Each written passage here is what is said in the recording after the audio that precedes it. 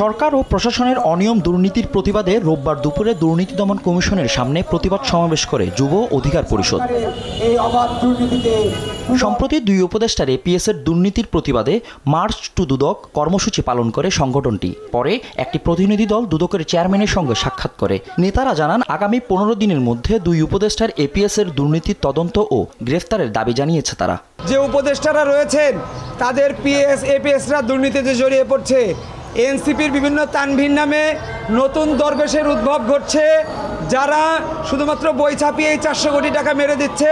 এখনো পর্যন্ত তাদের আমরা গ্রেপ্তার দেখছি না।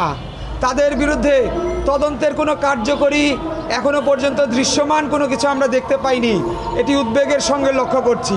সেটি আমরা চেয়ারম্যান সাহেবকে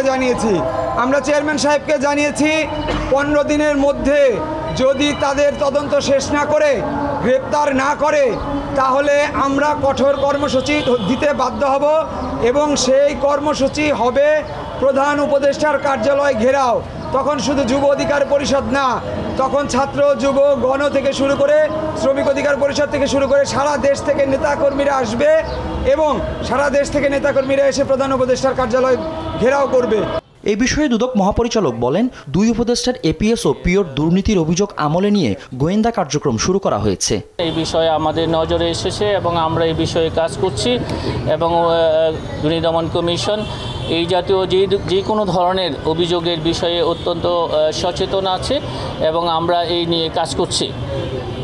আমাদের গোয়েন্দা ইউনিট এই সংক্রান্ত কার্যক্রম পরিচালনা করছেন।